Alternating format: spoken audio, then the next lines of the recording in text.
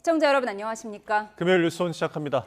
이재명 대통령이 캄보디아로 우리 국민을 유인하는 광고 게시물을 삭제하는 방안을 마련하라고 지시한 것과 관련해 대통령실이 조금 전 브리핑을 했습니다. 네, 내용 들어보시죠.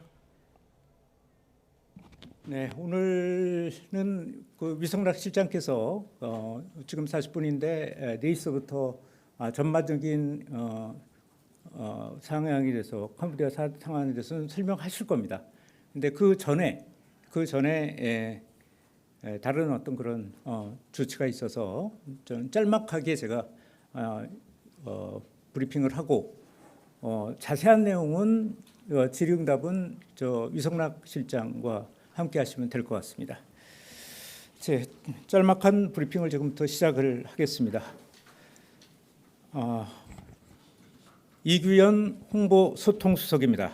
이재명 대통령은 이번 캄보디아 사태와 관련하여 방송미디어통신위원회, 방송미디어통신심의위원회, 경찰청에 캄보디아뿐만 아니라 동남아시아 전체를 대상으로 불법 구인 광고를 긴급히 삭제하라고 지시하셨습니다. 캄보디아에 대한 단속이 강화되자 위인 광고의 행선지가 다른 동남아 국가로 옮겨갈 수 있다는 판단 때문입니다. 이들 기관은 불법 광고가 노출되는 사이트를 면밀히 모니터링하고 그 결과를 포털 사업자 등에게 전달할 방침입니다. 정부는 관계기관이 포함된 합동 대응 TF를 긴급히 구성했습니다. 오늘 네이버, 카카오, 구글 등이 참여하는 협의체도 구성해 본격적인 자율 심의 체제를 가동했습니다. 이번 긴급 삭제 조치를 통해 선의의 국민이 피해를 보는 일이 없도록 하겠습니다. 이상입니다. 네, 대통령실 브리핑 듣고 오셨습니다. 이재명 대통령이 동남아 현지에서 이뤄지고 있는 불법 구인 광고에 대한 삭제를 지시했다는 내용입니다. 네, 또 정부는 합동 대응 TF를 구성했고 이 검색 포털이 참여하는 협의체를 구성했으며 자율 심의 체계를 가동한다고 밝혔습니다. 자세한 브리핑 내용은 더 들어오는 대로 전해드리도록 하겠습니다. 네, 이어서 현지로 가보겠습니다. 캄보디아에서 온라인 사기 범죄에 연루돼 구금 중이던 한국인들의 국내 송환이 임박한 것으로 보입니다. 네, 이르면 오늘 저녁에 전세기를 띄울 가능성도 있습니다. 자세한 내용 캄보디아 현지에 나가 있는 취재기자 연결해 알아보겠습니다. 김다현 기자. 네, 캄보디아 프놈펜입니다. 네, 우리 정부가 캄보디아 측과 협의를 계속 진행하고 있죠.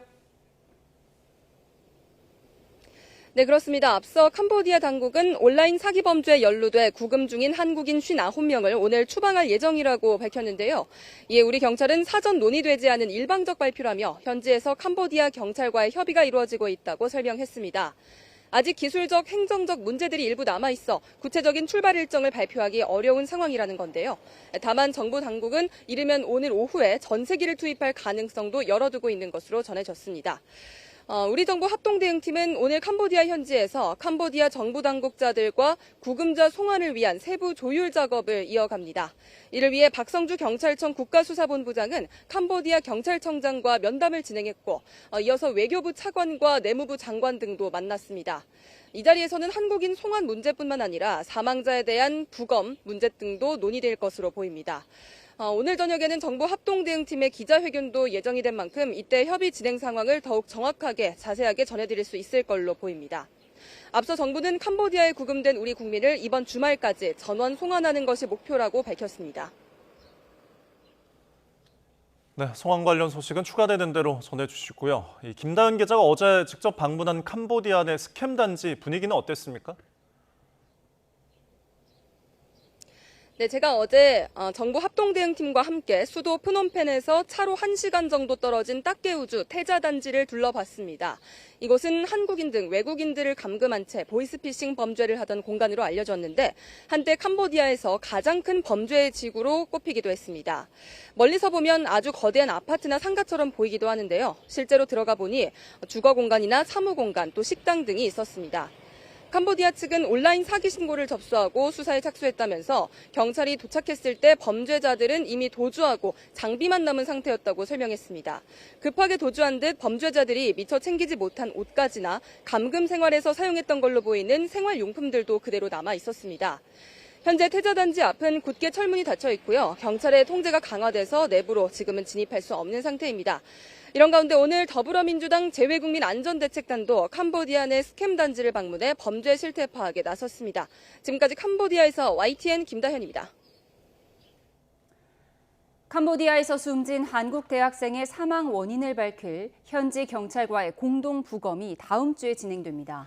경찰 수사관들이 주말쯤 출국해 부검을 지켜보고 구체적인 사망 원인과 추가 범행 여부까지 조사할 예정입니다. 취재기자 연결해서 자세한 내용 들어보겠습니다. 김근우 기자, 숨진 대학생에 대한 부검이 다음 주에 진행된다고요? 네, 그렇습니다. 다음 주 초에 진행되는데 월요일인 20일쯤이 가장 유력한 것으로 파악됐습니다. 국립과학수사연구원의 부검팀이 집도하고 경찰청 본청과 경북경찰청 등에서 직접 수사관을 보내 부검을 입회할 예정인데요. 다만 수사관들은 아직 현지로 출국하지는 않았는데 캄보디아 측과의 협의 결과에 따라 일정이 바뀔 수도 있기 때문입니다. 만약 계획대로 진행된다면 주말쯤 출국하고 20일 부검을 지켜볼 예정입니다. 경찰은 부검을 통해 사망 원인은 물론 장기 적출 여부를 비롯한 추가 범행 가능성까지 폭넓게 확인할 계획입니다.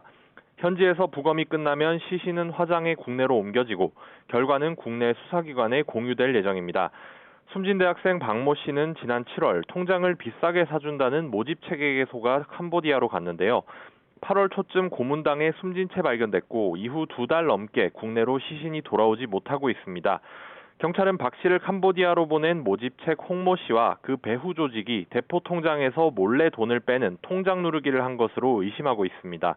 이들이 범죄 수익금을 가로챈 걸 현지 조직원들이 알아채고 박 씨를 고문해 돈을 받아내려다 살해했다는 겁니다. 모집책 홍 씨는 붙잡혀 다음 달 13일 첫 재판을 앞두고 있고 경찰은 홍 씨와 함께 일한 배후 조직을 특정하기 위해 통장에서 빠져나간 수천만 원이 어디로 흘러갔는지 추적하고 있습니다. 지금까지 대구경북취재본부에서 YTN 김근우입니다. 네, 법무부가 캄보디아로 출국하는 우리 국민에게 출국 직전 관련 위험 안내 조치를 시행합니다. 법무부는 오늘부터 인천국제공항에서 캄보디아로 출국하는 우리 국민에게 현지에서 발생하는 취업 사기, 불법 감금 등의 범죄 위험성 안내를 진행한다고 밝혔습니다.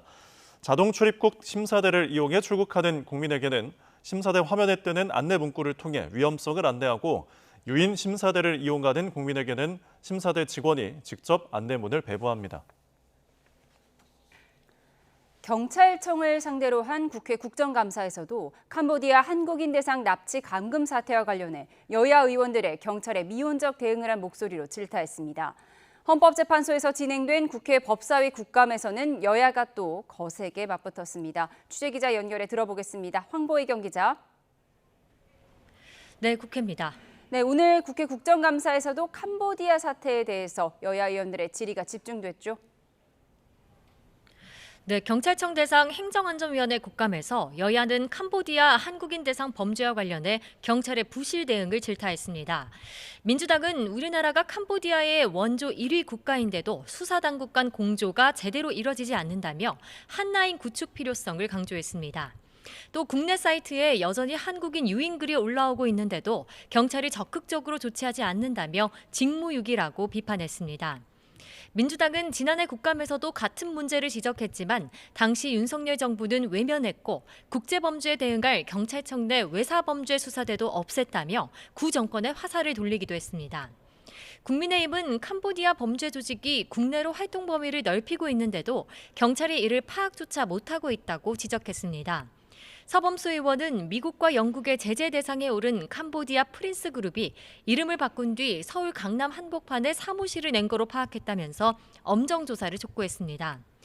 유재성 경찰청장 직무대행은 캄보디아 주재관을 늘리려 노력했지만 미흡했다고 인정했습니다. 이어 각 시도 경찰청에 100여 명 규모 전담팀을 꾸려 한국인 유인글을 삭제하고 있다며 신속한 수사에 나서겠다고 밝혔습니다. 오늘 행안위 국감에선 이진숙 전 방송통신위원장 체포의 적법성도 도마 위에 올랐습니다. 국민의힘은 이번 사건이 정권에 대한 경찰의 과잉 충성에서 비롯됐다며 기획 체포로 봐야 한다고 지적했습니다. 민주당은 법원이 체포영장의 정당성을 인정했다면서 오히려 6차례나 출석을 거부하는 동안 경찰이 봐주기 수사를 한 것 아니냐고 반박했습니다. 국민의힘은 검찰청 해체로 경찰의 권한에 집중된다는 우려를 해소해야 할 경찰이 정작 6페이지짜리 업무보고만 제출했다며 추가 자료 제출도 요구했습니다. 네, 법사위 국정감사에서는 재판 소원이 화두였다고요? 네, 법사위는 지금 이 시각 국회에서 군사법원을 상대로 국정감사를 진행하고 있습니다. 오전에는 헌법재판소를 찾아 3시간 가까이 감사를 벌였는데 대법원 판결에 대해 헌법재판소에 헌법소원을 제기할 수 있도록 하는 재판소원 도입이 쟁점이었습니다. 민주당이 이르면 다음 주 월요일 발표할 사법개혁안에 이를 포함할지 검토하는 가운데 전현희 의원은 국민 기본권을 보장하기 위한 조치라며 도입 필요성을 강조했습니다. 이에 국민의힘은 대법관 증언이 추진하면서 사실상 사심제를 도입하자는 건 모순이라며 헌재 업무 과중으로 국민권리 구제가 지연될 수 있다고 반대했습니다. 김상환 헌재소장은 재판소원 도입은 국민 기본권 보호 측면에서 이상적이지만 입법자가 해결해야 할 과제라며 추후 공론화 과정에서 논의하겠다고 신중한 입장을 밝혔는데요. 민주당 박균택 의원은 헌재 인력으로 감당할 수 있겠느냐 목소리가 여권에서도 나온다며 신중론을 제기하기도 했습니다. 국민의힘에 대한 위헌정당 해산 심판 청구 가능성을 두고도 여야 간 고성이 오갔습니다. 민주당은 국민의힘이 비상계엄 해제 의결을 방해하며 내란에 동조했다면서 해산 필요성을 거듭 주장했고 국민의힘은 민주당의 의회 독재가 정당 해산 요건에 해당한다고 맞받았습니다. 네, 최근 정부가 발표한 11호 부동산 정책을 두고도 여야가 상반된 평가를 내놓고 있죠. 네, 민주당은 부동산 대책 발표 이후 코스피가 3,700선을 돌파하며 사상 최고치를 경신한 점을 강조했습니다. 정청래 대표는 최고위원회의에서 정부의 노력이 수치로 증명됐다고 평가했는데요. 직접 들어보시죠. 코스피 4천 시대가 코앞입니다. 경제 도약을 위한 이재명 정부의 노력을 주식시장이 증명하고 있습니다.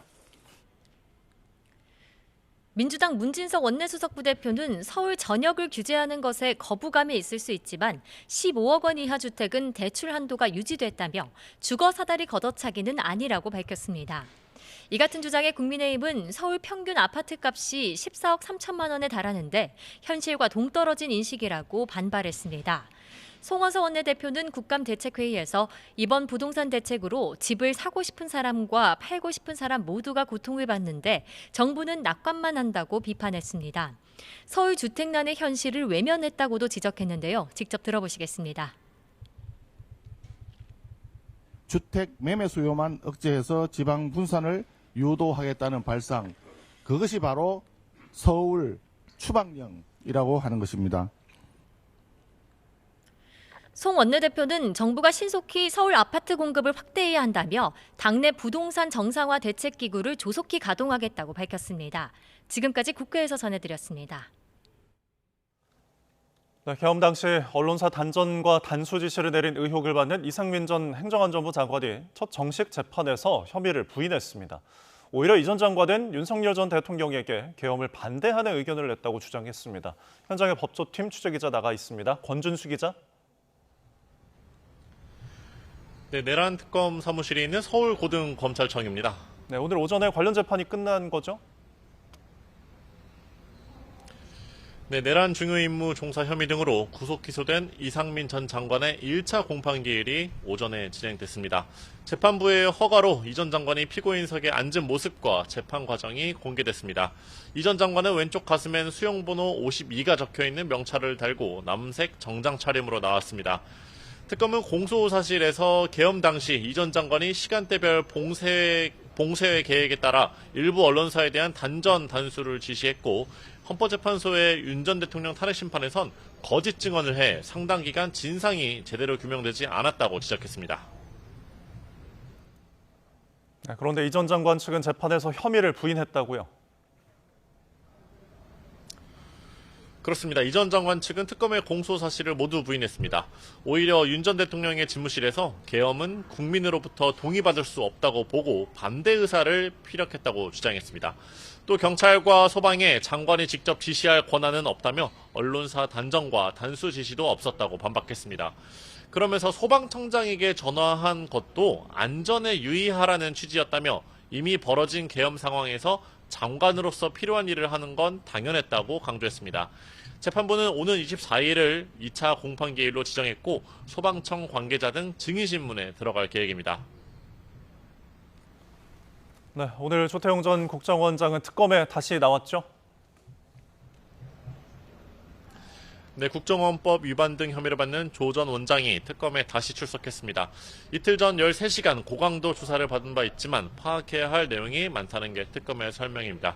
오늘 조사도 길어질 것으로 보이는데요. 조 전 원장은 계엄 당일 윤 전 대통령으로부터 대통령실에서 어떤 문건을 받은 건지 등을 묻는 취재진 질문에 성실히 조사받겠다고 짧게 답을 남기며 말을 아꼈습니다. 지금까지 내란 특검에서 YTN 권준수입니다. 김건희 특검팀이 이배용 전 국가교육위원장 매간매직 의혹과 관련해 정진기 언론문화재단 이사장을 불러 조사하고 있습니다. 민중기 특별검사를 둘러싼 부정거래 의혹에 대해선 사실과 다르다고 해명했는데요. 취재기자 연결해 자세히 알아보겠습니다. 임예진 기자.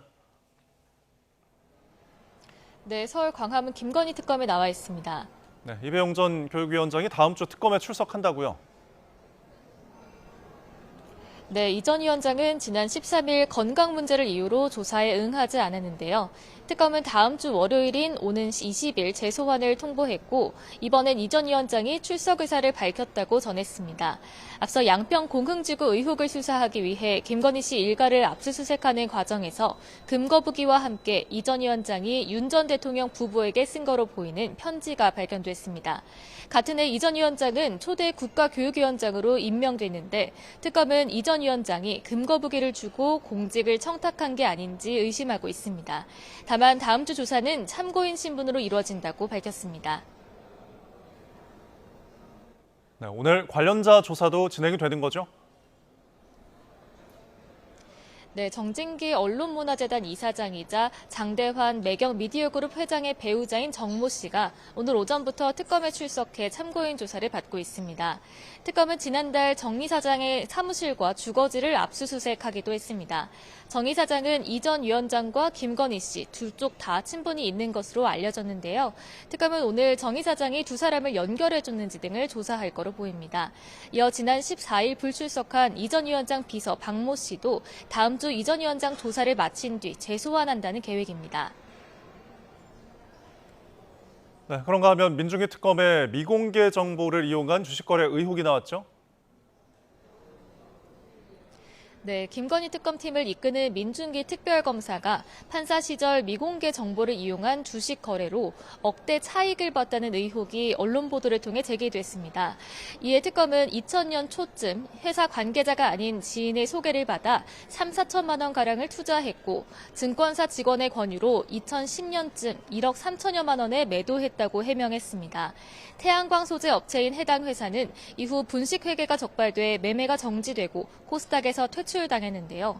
회사 대표가 민특검과 고등학교 또 대학교 동기로 알려지면서 미리 상장 폐지 관련 정보를 입수한 게 아니냐는 의혹이 불거졌습니다. 지금까지 김건희 특검 사무실에서 YTN 임혜진입니다. 네, 지난해 전공의들의 대규모 사직 사태 이후 이어져 온 비상진료 체계가 해제됩니다. 정은경 보건복지부 장관은 오늘 의사 집단행동 중앙재난안전대책본부 회의를 열고 보건의료 위기경보 심각 단계를 20일 0시부터 해제한다고 밝혔습니다. 지난해 2월 23일 재난경보 단계를 최고 수준인 심각으로 높이고 비상진료 체계를 가동한 지 1년 8개월 만입니다. 정 장관은 새 정부 출범 후 의료계와 소통을 재개하면서 상당수의 전공의가 복귀했다며 진료량이 비상진료 이전의 95% 수준을 회복했고 응급의료 상황도 수용 능력을 거의 회복했다고 설명했습니다.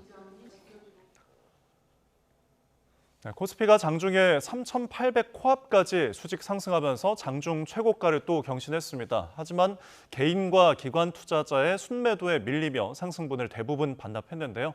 취재기자 연결해서 증시 소식 알아보겠습니다. 류화동 기자, 코스피가 최고점을 찍은 후에 숨고르기에 들어간 건가요? 네, 3,700을 넘은 지 하루 만에 3,800까지 넘기기는 부담스러웠던 것 같습니다. 코스피는 뉴욕 증시 약세 여파로 0.4% 하락 출발해 장 초반 3,720대 초반까지 밀렸습니다. 그러나 개장 45분부터 탄력을 받으며 반등해 장중에 3,794까지 치솟았습니다. 전날 3,700을 돌파한 지 하루 만에 3,800선에 바짝 다가섰습니다. 하지만 개인과 기관 투자자의 차익 실현 물량이 쏟아지며 지수가 보합권으로 들어갔습니다. 결국 0.01% 오른 3,748로 마감했습니다. 시가총액 1위 삼성전자는 장중 최고가인 99,100원까지 올라 10만 전자 코앞까지 갔습니다. 하지만 상승폭이 줄며 0.2% 오른 97,900원으로 마감했습니다. 삼성전자 주가가 오르며 이재용 회장의 보유 주식 평가액은 21조 원을 넘어선 것으로 집계됐습니다. SK 하이닉스도 장중 최고가인 47만 5천 원까지 올랐다가 2.7% 오른 46만 5천 원으로 마감했습니다. 현대차와 기아, LG 에너지 솔루션 등 자동차와 2차 전지는 오늘도 상승세를 이어갔습니다.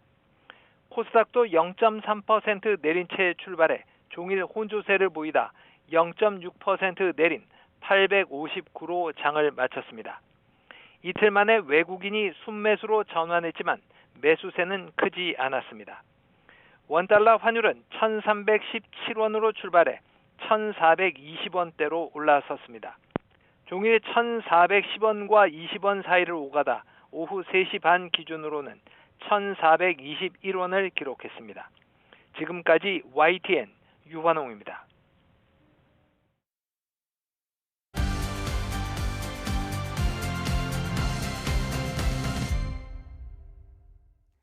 네, 오늘의 정치온 김상일 정치평론가 강전혜 전 국민의힘 대변인과 함께합니다. 어서 오세요. 안녕하세요.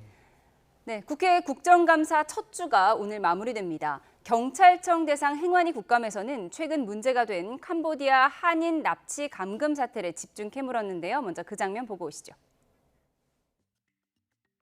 옛날에도 캄보디아에 그 라인 펀드라고 하는 게 1억 달러를 캄보디아 시행사에 투자를 했어요. 아시죠? 이 캄보디아가 수사의 블랙홀입니다.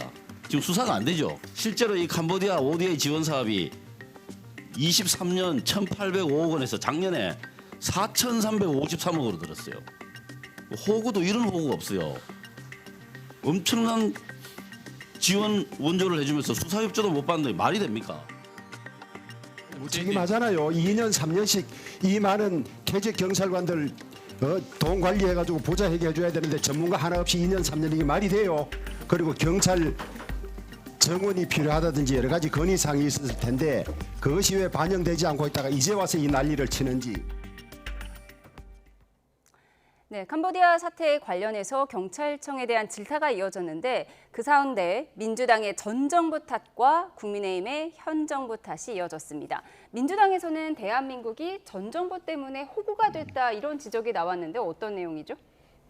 기본적으로 김건희 여사 관련된 의혹이 있잖아요. 그 ODA로 뭐 주가를 띄워가지고 그 지인들이나 여기에 이익을 봤다라는 것이고 실제로 또 캄보디아의 ODA가 뭐 기금 운용 계획에 맞지 않는 어떤 규모로 지원이 됐다 뭐 이런 의혹도 있고 여러 가지 의혹이 지금 있는 사태입니다. 이제 그런 거를 강조하는 건데요.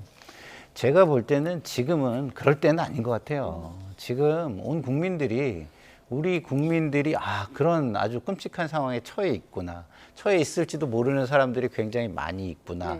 라는 생각을 가지고 있잖아요. 그러면 그분들을 빨리 안전하게 하는 국가의 기능을 다해주기를 바라는데 아니 정치권에서는 저렇게 경찰을 불러다가 정쟁을 하고 있으면 경찰이 거기에 집중을 할 수 있겠습니까? 이쪽 눈치 보랴 저쪽 눈치 보랴 할 일을 제대로 못하게 된다.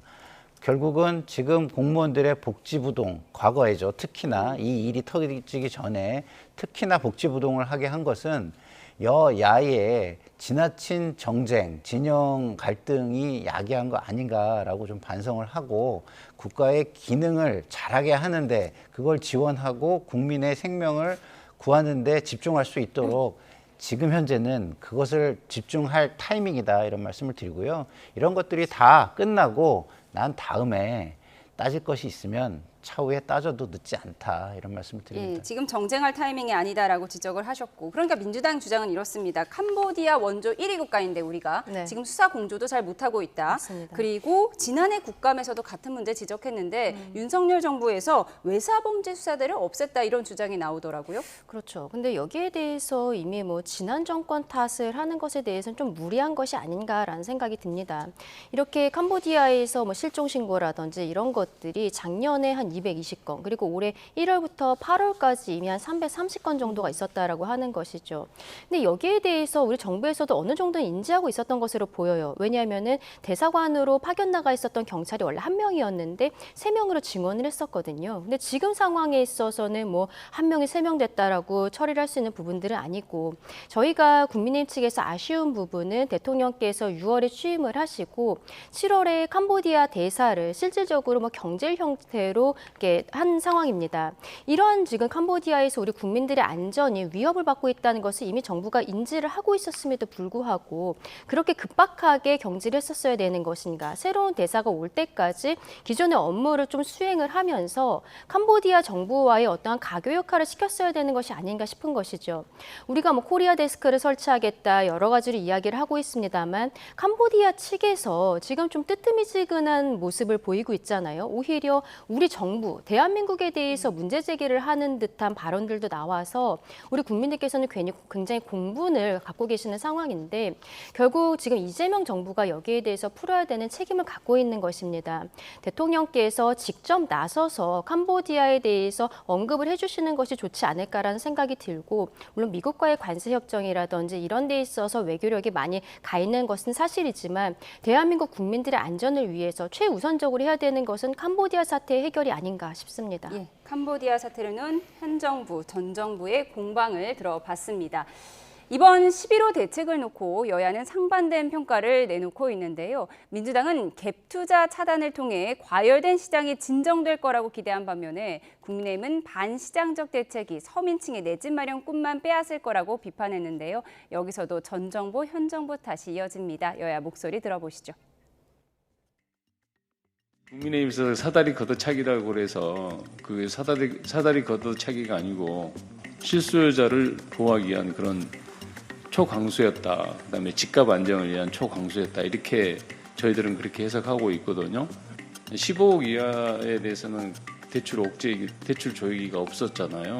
627 대책에서 LTV를 80에서 70으로 낮추면서 결국에는 이게 현금 보유를 해야 할 비중이 더 는 거 아니냐. 모든 서민들은 빚을 내서 집을 사지는 않잖아요. 빚을 내서 집을 사고 싶은 국민들 분명히 존재하죠. 모든 서민들이 모두가 다 내가 빚을 내서 집을 사야겠다고 생각하지는 않는 것 같다라는. 도대체 누구를 위한 부동산 정책인지 알 수 없습니다. 사고 싶은 사람과 팔고 싶은 사람이 모두 고통을 받게 하고 있습니다. 정부 당국자들이 서울 집중을 분산해야 된다고 하는데 일자리는 서울에 있는데 주거는 거주는 경기도에서 하라는 것은 말이 되지가 않습니다.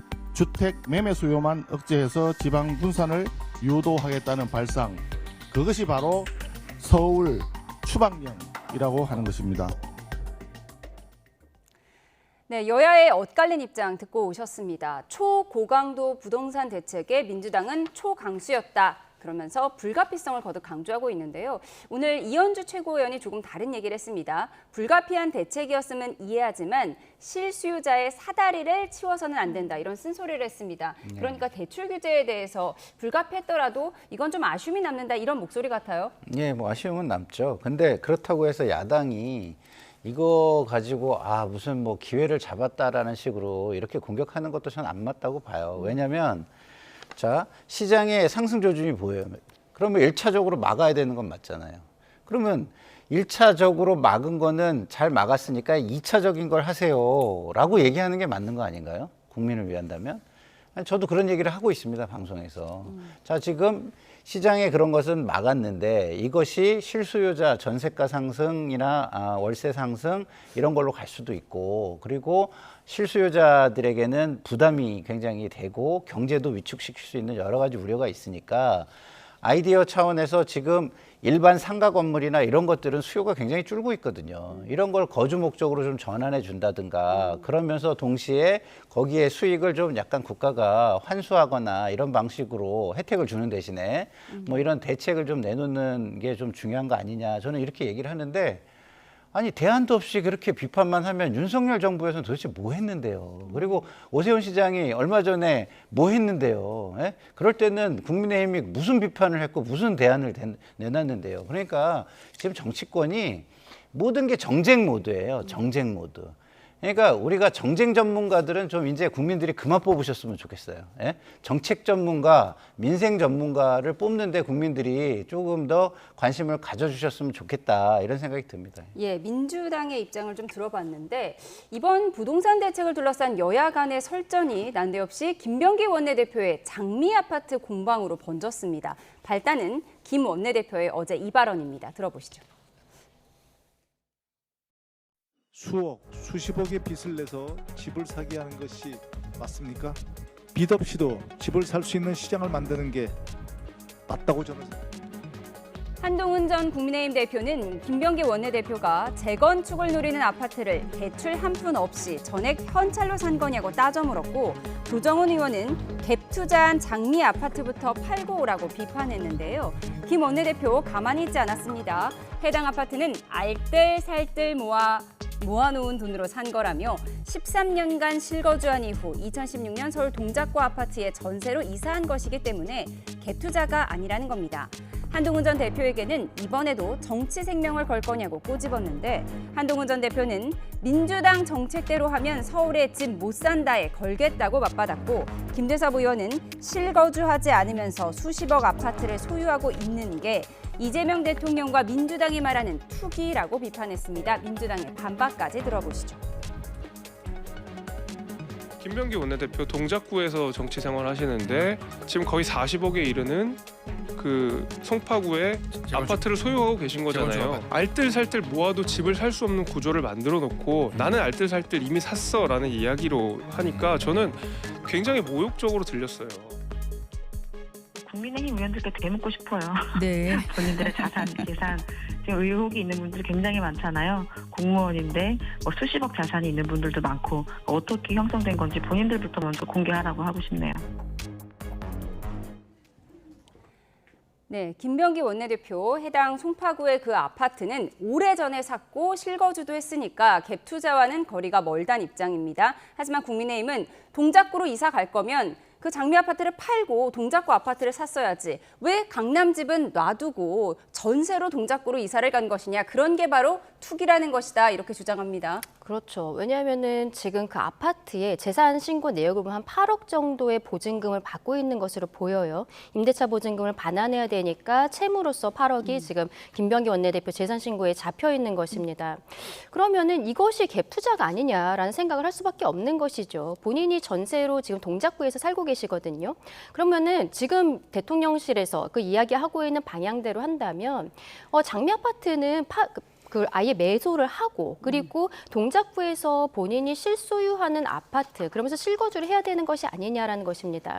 오히려 강남 쪽에 있는 이 또 재건축을 앞두고 있는 아파트이기 때문에 호재가 있어서 이거를 팔지 못하고 굳이 거기에는 전세를 주고 본인도 지역구에서 전세로 살고 있는 것이 아니냐라고 생각이 드는 것이죠. 근데 이런 것에 대해서 지금 저는 김병기 원내대표의 이 태도가 굉장히 문제가 있다고 생각하거든요. 우리 국민들께서는 뭐 병역, 입시 이런 것과 더불어 부동산에 있어서 굉장히 예민하세요.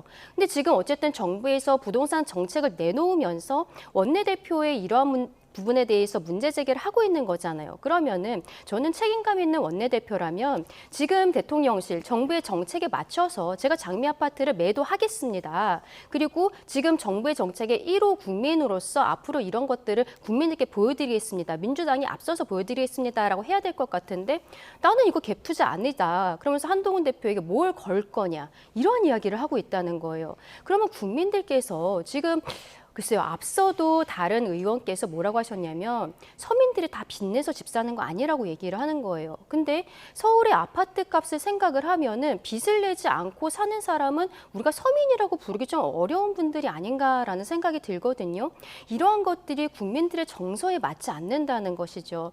대통령실에서 나온 정책에 대해서도 국민들께서 불만을 갖고 계시는데 오히려 지금 민주당 의원들의 반응이 그 분란에 바람을 불게 하고 있는 것이 아닌가, 기름을 붓고 있는 것이 아닌가라고 생각합니다. 예, 국민의힘 김재섭 의원은 이렇게 말했습니다. 지금 김병기 원내대표가 알뜰살뜰 모아서 장미 아파트 산 것이다라는 말이 모욕적으로 느껴졌다면서 민주당의 지방선거 포기한 것이냐 오늘 이런 반문의 인터뷰도 했는데 지방선거에 이번 부동산 대책 영향을 얼마나 줄까요?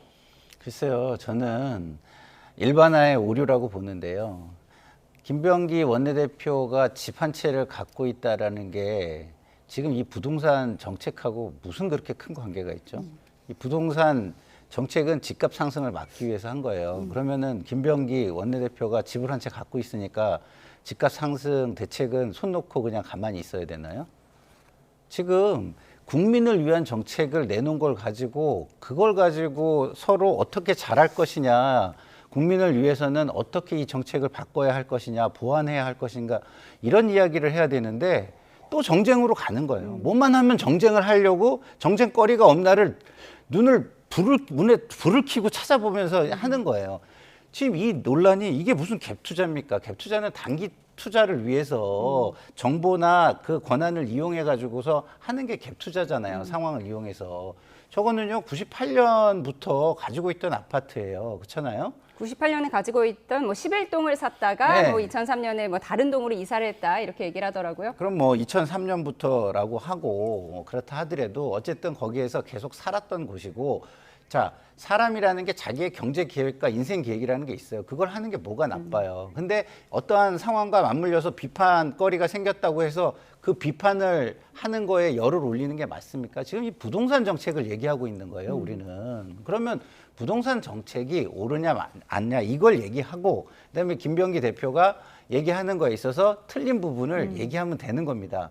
자, 그게 아니라면 한 사람씩 걸고 넘어가자면요. 자, 지금 건설 시장 다 죽었잖아요. 누구 책임입니까?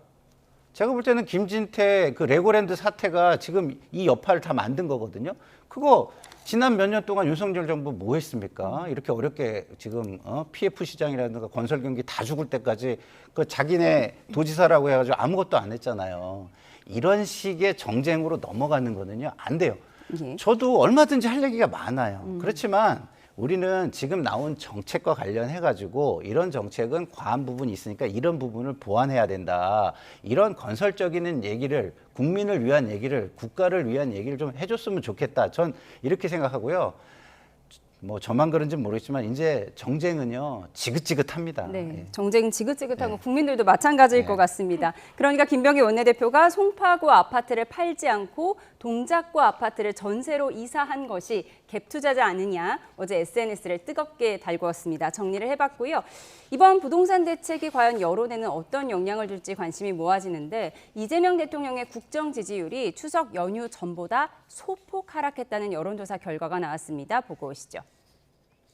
네, 한국갤럽 조사 결과 대통령이 잘하고 있다고 답한 응답자가 54%로 직전 조사인 9월 넷째 주보다 1%포인트 떨어졌는데 해당 기관이 이 대통령 취임 후 진행한 이후 가장 낮은 수치입니다. 한국갤럽은 지난달 29일 시작된 중국인 무비자 입국, 연휴 기간 부각된 캄보디아 내 한국인 납치 구금 사태, 또 11호 주택시장 안정화 대책 영향으로 보인다고 분석했습니다. 내년 6월 지방선거에 관한 질문에는 여당 후보가 많이 당선돼야 한다가 39%, 야당 후보가 많이 당선돼야 한다 36%로 비슷했고요. 24%가 의견을 유보했습니다. 정당 지지도는 민주당이 39%로 가장 높았고 국민의힘이 25%, 조국혁신당과 개혁신당은 각각 3%로 나타났습니다. 네. 조금 전 보도해드린 조사는 직전 조사 대비 1%포인트 하락을 한 건데 조사 기간이 지난 14일부터 16일까지 사흘 동안입니다. 부동산 대책이 15일에 나왔으니까 이 부동산 대책이 아주 조금 반영됐다고 볼 수가 있겠는데 이 영향은 어떻게 보십니까? 부동산 대책에 대해서는 다음 주에 나오는 여론조사에서 조금 더 본격적으로 다루어지게 되지 않을까 싶고요. 아마 이번에 나온 것들은 국정조사, 이제 국정감사가 시작이 되면서 그 과정에서 나온 부분들, 그리고 어떻게 보면은 정부에게는 좀 뼈아플 수 있겠습니다만 추석 민심이 그렇게 좋지 않았다. 추석 직전에 소비 쿠폰을 다시 한번 나눠주는 것들도 있었습니다만 그럼에도 불구하고 우리가 추세를 보았을 때 대통령에 대한 지지율이 계속 떨어지고 있는 거거든요. 그리고 지금 나가고 있는데 부정평가의 이유를 보면은 외교가 첫 번째고 두 번째가 친중 정책, 중국의 무비자 입국 이런 것들입니다.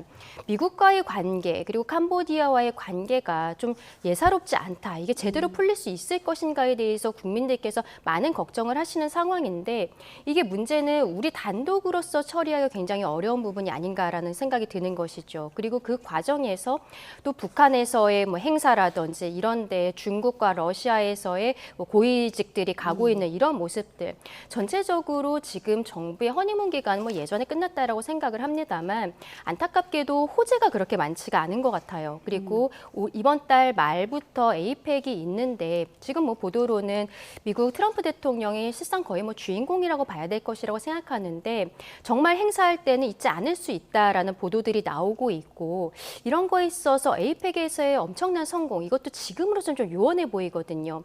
그러면 정부 입장에서는 호재가 될 만한 이슈들이 지금 없는 상황, 앞으로도 조금 더 떨어지게 되지 않을까. 그리고 그 과정에서 우리가 조금 아까 다뤘던 부동산 정책이 조금 더 대통령에 대한 네거티브가 더 늘어나게 되지 않을까라고 생각합니다. 예, 여론조사 결과를 좀 분석을 해봤고요. 지금 국회에서 국정감사가 닷새째 열리고 있지만 제대로 된 점검과 감시는 실종됐다는 목소리가 나옵니다. 여야 의원 사이에 문자 폭로와 욕설 또 막말까지 이어지면서 일부 국감장이 파행됐고 국감장에 나온 피감 기관장들은 마냥 기다릴 수밖에 없었는데요. 취재진도 모두 나가라고 하는 상황까지 있었습니다. 어제 과방위 국감 현장 보시죠. 김우영 의원에게는 전혀 미안한 마음이 없습니다. 일방적으로 멱살잡이를 한 거예요, 그냥. 평소에 감정 조절이 잘 안 되시는지. 당신이 뭔데 들어오라 말아 해라 그랬어요. 그랬더니 저한테 쌍욕을 했어요. 인간 대 인간으로 옥상으로 올라와 그랬어요. 욕설 문자의 진위나 박 의원 휴대전화번호 노출 이유 등을 놓고 내내 평행선을 달렸습니다. 제 문자, 전화번호까지 그대로 공개를 해서 지금 제가 개딸들의 표적이 돼서 전화를 쓰기 어려운 상황까지. 명함에 전화번호 있죠. 공공연하게 자기 명함을 파서 전화번호를 유권자들한테 알립니다. 그리고 국민의 알 권리가 있어요.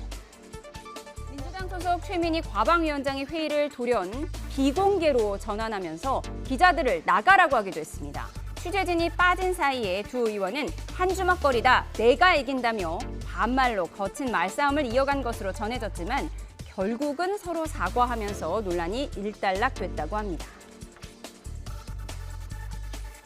기자분들 나가주십시오. 선택적으로 지금 찍고 있어서 그게 문제가 있습니다. 제가 결정합니다. 왜 나가라고 기자분들 나가주십시오. 네, 저 미공개로 전환하겠습니다. 나가주십시오. 지난 14일에도 이 비슷한 모습에 국감 참고인으로 출석한 유명 유튜버 쯔양 출석한 지 7시간 동안 입도 열지 못하고 눈앞에서 벌어진 이 같은 장면에 놀라는 모습이 포착되기도 했죠. 여야 의원들의 쳇바퀴 같은 유치한 막말 싸움을 하는 사이 애꿎은 피감기관 증인과 참고인들은 아까운 시간만 흘려보냈습니다. 네, 과방위에서는 지난 14일부터 이 욕설 문자 공방이 이어졌는데 어제는 최민희 위원장이 기자들 나가라고 했어요. 이렇게 국감장에서 기자들이 나가는 경우도 있나요? 뭐 국감장에서 뭐 굉장히 좀 예민한 사안을 다룬다거나 아니면은 뭐 국민들한테 보여져 가지고 과히 뭐 국민의 알 권리 충족보다는 뭐 갈등을 유발할 만한 사안이거나 하면은 뭐 회의 진행하는 주체가 상황을 판단해서 할 수는 있겠죠. 근데 문제는 이런 겁니다. 저런 모습이 국민을 안중에도 두고 있지 않는 모습이잖아요. 어떻게 국민들이 보고 있고 국민을 위한 일련의 최고의 행사예요. 국민을 위해서 위임된 권한을 가지고 국민을 위해서 국민을 대신해서 권한을 행사하고 보다 나은 정책을 만들거나 잘못된 거를 잡아주는 최대 행사입니다. 그런 국민을 위한 자리에서 나를 위해서 저렇게 보고 있는 국민들은 무시하고 저런 굉장히 저급한 말들을 뱉어낸다? 저는요, 국회의원들이 정말 저 권한이 뭐 국민들이 뭐 국민 주권 이런 얘기 하면서 일단 자기한테 권한이 오면 국민들이 준 거라고 생각하는 게 아닌 거예요. 내 권한을 얼마나 키울까, 향유할까, 이것만 생각하는 거예요. 그래서 저는 저것은 진짜 국민들께 면목이 없어야 된다. 사과해야 된다. 저는 이렇게 생각하고요.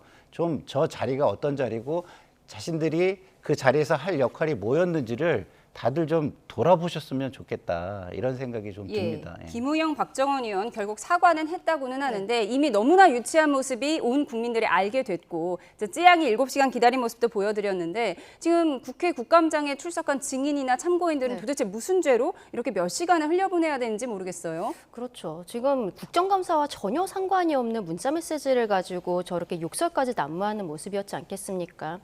과방위에서만 뿐만이 아니라 사실 법사위에서도 박지원 의원이 신동욱 의원에게 반말을 하면서 또 그것도 굉장히 문제가 됐었거든요. 그러니까 여야가 서로 협치하는 모습이 굉장히 오랫동안 요원하면서 이러한 것들이 증폭되고 있는 건데 저는 사실상 지금이라도 국회의장께서 여야 원내대표들을 불러서 지금이라도 좀 신사협정 같은 것들을 하는 퍼포먼스를 하는 것이 좋지 않을까. 국민들 앞에 한번 무언가를 좀 보여주셨으면 좋겠어요. 계속 평론가님께서 정쟁하는 모습 그만 보고 싶다. 이제 정쟁하는 의원들 안 뽑아주셨으면 좋겠다 말씀하셨는데 이거는 여를 지지하든 야당을 지지하든지 간에 많은 국민들께서 같은 생각이실 것이라고 생각합니다.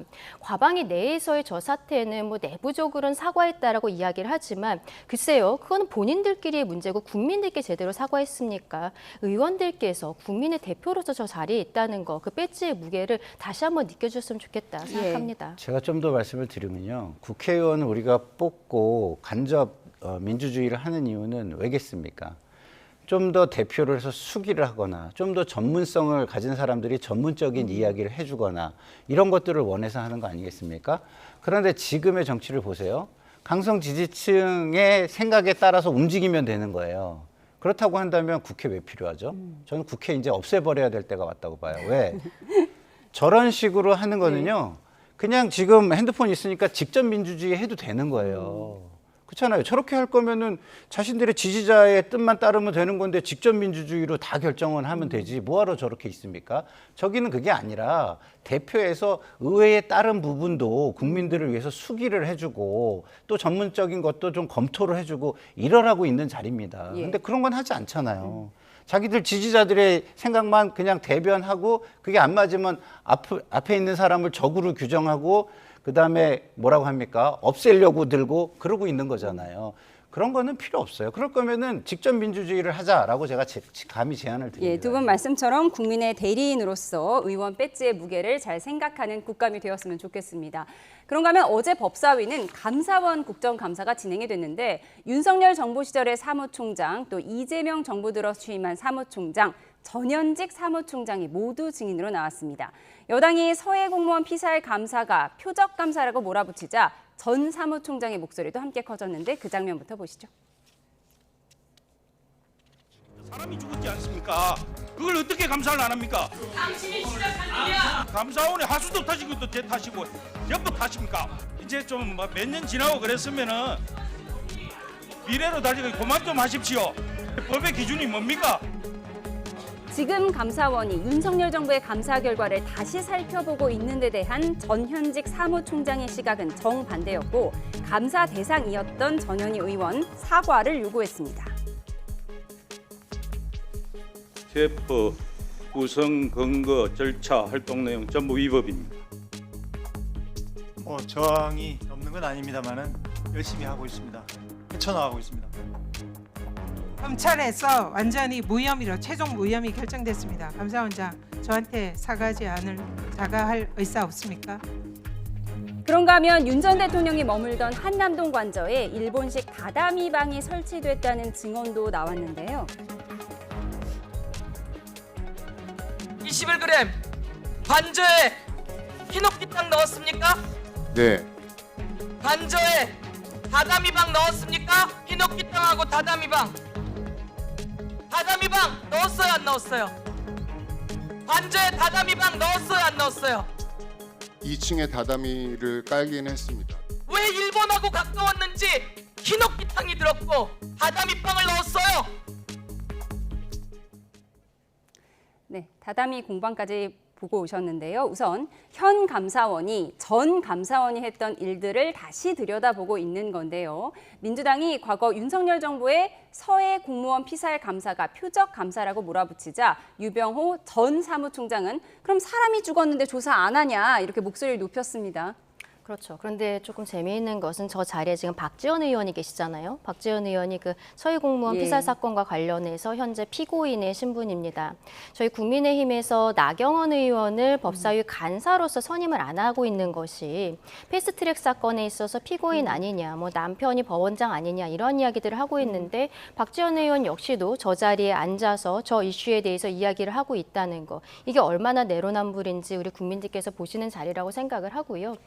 글쎄요, 감사원에 대해서 문제 같은 경우에는 계속적으로 이 정부에서 전 정부에 대해서 뭔가 뒤지려는 것이 아닌가. 근데 대통령께서 그 대선 과정에서 뭐라고 이야기하셨냐면 본인이 대통령이 당선되더라도 정치 보복하지 않겠다라고 이야기를 하셨는데 지금 정부에서 보이는 모습은 특검을 넘어서서 여러 가지로 너무 전 정권에 대해서 털라고 하는 것이 아니냐라는 생각이 들 수밖에 없는 것이죠.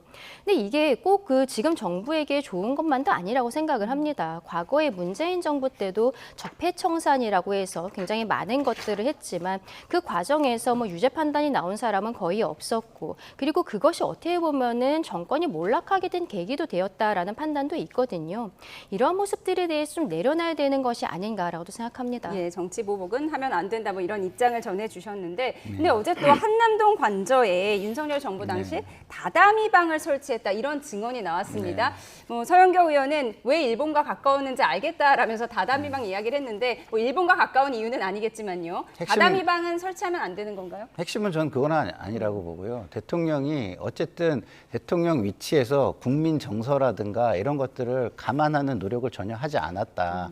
굉장히 자기 중심적이고 굉장히 독선적인 그런 모습들을 계속 보여왔다. 그것을 보여주는 것 같아요. 지금 일본에 대한 감정이 좋을 수는 없죠. 근데 개인들이 개인 취향을 가지고서 하는 거는 뭐라고 하지 않을 거예요. 근데 국가 지도자가 그렇게 한다면 분명히 일본에 대한 좋은 감정이 없는 분들은 그거에 대해서 저 뭐 하는 거지 생각하지 않겠습니다. 않을까요? 근데 그거를 국가 지도자가 전혀 생각하지 않는다, 그냥 무시한다, 국민을 무시한다, 있을 수 없는 일이다라고 저는 생각을 하고요. 자, 이렇게 모든 정치인과 정치 지도자들이 품격도 없고 조금의 절제도 없고 그냥 자기한테 도움이 되고 자기 정치 일정에 도움이 되는 거라면 막 질러대니까 유병호 사무총장이 국민의 대표 앞에서 저렇게 나와가지고 함부로 얘기할 수 있는 거예요. 지금 국회의원들이 본인들이 권력이 있어서 막 떠드는 게 시원해 보이십니까? 그 모습 보고 지금 증인으로 나와서도 저렇게 하는 것을 본인들이 만들어내고 있다고 생각을 하셔야 됩니다. 지도자들이 절제를 하는 모습을 전혀 안 보이는데 일반 국민들이 왜 절제를 해야 되죠? 예? 그렇기 때문에 저는요, 제발 앞으로 좀 차분하고 제도 안에서 품격 있게 문제를 따져 나가셔야 모든 국민들이 국회의원들을 존중해 드릴 것이다라는 말씀을 드립니다. 국회 품격을 되찾아야 한다. 이 부분은 국민들 모두 공감을 하실 것 같습니다. 네, 대변인께서 어떻게 보십니까? 다다미방과 히노키탕이죠. 네, 이거 설치한 것 자체가 뭐 불법이 아닐지언정 어쨌든 국민 정서에는 맞지 않는다. 이런 점을 지적하셨어요. 그렇죠. 뭐 일본식의 그 건물 인테리어를 굳이 해야 되느냐, 뭐 이런 것들을 국민들께서 지적하실 수는 있겠지만 이게 국감에서까지 드러내면서 뭐 이렇게 크게 문제 제기를 해야 되는 부분인지는 잘 모르겠다라는 생각입니다. 그러니까 이게 결국에는 민주당 측에서 계속적으로 전 정부 그리고 저희 국민의힘에 대해서 친일 정당이다라는 프레임을 만들고 그리고 그 과정에서 서영교 의원이 본인의 어떤 정치적인 입지를 강성 지지층들에게 어필하기 위한 것이 아닌가라는 생각을 지울 수가 없는 것이죠. 근데 이러한 부분들은요, 오히려 그러면은 일본과의 관계가 문재인 정부 때 굉장히 경색되었던 부분이라든지 이런 것들이 국민들께서 다시 또 떠올리실 수도 있는 거거든요. 외교적인 부분에 있어서 문재인 정부가 과거에 굉장히 잘했고 그리고 만약에 지금 이재명 정부가 우리 아까 저 보셨습니다만 부정평가의 1위가 외교였어요. 이러한 상황에서 계속적으로 외국과의 관계에 대해서 문제 제기하는 것은 민주당에게도 오히려 이게 부메랑으로 돌아올 수 있는 이슈라고 생각하는데 서영교 의원께서 너무 과도하게 저 부분을 말씀하시는 게 아닌가라고도 생각합니다. 아니 저는 좀 약간 반론을 제기하는데요. 저게요. 그 윤석열 대통령 사저가 아니에요. 관저입니다, 관저. 국민들에게 자긍심을 구축시켜 주거나 정말 국가적인 필요가 있는 일을 하셔야 되는 거예요. 근데 거기에 아직까지 우리와 역사적 감정을 해소하지 않은 국가의 그런 시설물들을 왜 넣죠? 그거 저는 충분히 지적할 수 관저기 때문에 지적할 수 있는 부분이라고 생각합니다. 한남동 관저에 설치된 히노키탕과 다다미 방 적절했는지 여부, 굳이 일본식 인테리어를 했어야 했느냐의 여부, 두 분의 입장 들어봤습니다. 마지막 주제 살펴보겠습니다. 추미애 법사위원장이 지난 15일 대법원 현장 국감 관련해서 그 쇼츠를 자신의 유튜브 채널에 올렸는데요. 정치권 반응까지 보겠습니다. 바로 이 장면입니다. 추미애 의원은 본인의 유튜브 채널에 대법원 현장 검증 진행 중입니다 라는 제목의 17초 분량의 쇼츠 영상을 게시했는데 해당 영상에는 대법원 2층 대법정에서 나와 소법정으로 이동하는 장면이 담겼고요. 개인 후원 계좌 정보도 함께 담겨 있습니다. 서영교 의원도 정문 앞에서 의원들과 함께 인사하는 모습을 촬영해 게시했는데요. 민주당 내부에서도 적절치는 않았다는 반응이 있었습니다. 정치권 갑론을박 들어보시죠. 자극적인 퍼포먼스 위주로 쇼츠를 찍어서 올리는 데 대해서 쇼츠 국감이라는 비판으로 계속 나오고 있는데 대법원 현장 국감에서 쇼츠 찍어서 올린 것은 좀 적절하지는 않는 것 같습니다. 본인 홍보라고 보기엔 어떻게 보면 그렇게 볼 수 있겠지만 국민들께 잘 알리기 위한 것이죠. 내년도에 경기지사 출마할 거라고 하는 것이 소문이 나 있는데 그것이 실현이 될 거니 안 될 거니 하는 거는 그때 가서 두고 봐야 하는 일이고 지금 이렇다고 해서 반드시 이것이 경기지사 출마에 난 도움이 된다고 보질 않아요. 지지자들이 공천에는 훨씬 더 기여를 많이 하는 거 아니에요? 내가 보기에는 반드시 그렇다고 보질 않아요. 특히 경기도라고 하는 거는 지금 이재명 대통령의 원래 본바닥이기 때문에 그렇죠. 이재명 대통령의 영향력이라는 것이 결정적이라고는 생각하기 때문에 여야 의원들이 국감장에서 소리 지르는 게 쇼츠를 위한 모습 아니냐 이런 비판은 하루 이틀은 아닙니다만 어제는 대법원 현장 검증 그러니까 대법원 내부 모습이 담긴 영상을 쇼츠로 제작해서 조금 논란이 있는 것 같습니다. 어떻게 보셨어요? 저런 것들이 이제 상징성 같은 거를 만들어서 그 강성 지지층에 소구하려고 하는 거잖아요.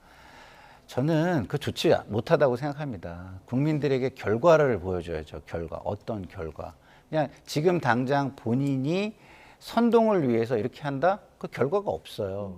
그러면은 뭐만 남냐? 국민들에게는 갈등만 남는 겁니다. 그러면은 정치인들은 일부러 갈등을 양산해서 정치적 이익을 취하는 분들인 건데 그런 분들이 어떻게 국가 지도자입니까? 어떻게 정치 지도자입니까?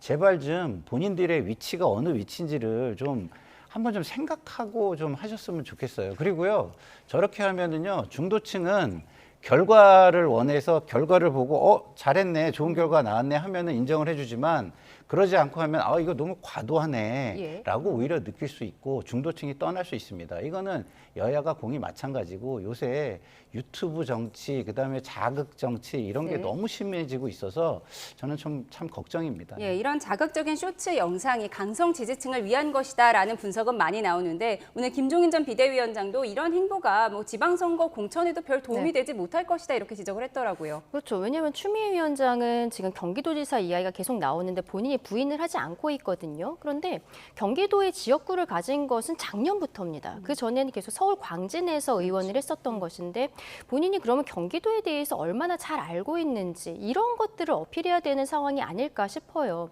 근데 조금 아까 쇼츠 지금 나가고 있는 영상을 보시면은 점령군 같거든요. 그리고 지금 국민들께서 대통령께서 권력에 서열이 있다라고 말씀을 하셨지만 공감을 잘 하지 못하신다고 생각을 합니다.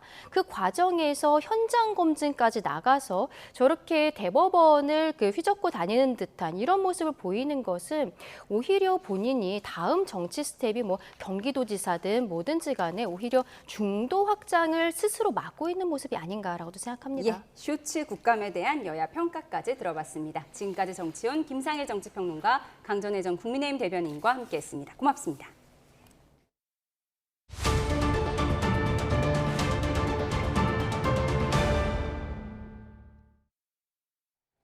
최근 장마가 다시 시작됐나 싶을 정도로 가을비가 잦았는데요. 내일까지 또 한 차례 비가 내린 뒤에는 당분간 맑은 날씨가 이어지겠습니다. 다만 비가 그치고 찬 공기가 내려오면서 다음 주 초에는 초겨울 추위가 찾아올 전망입니다. 김민경 기자입니다.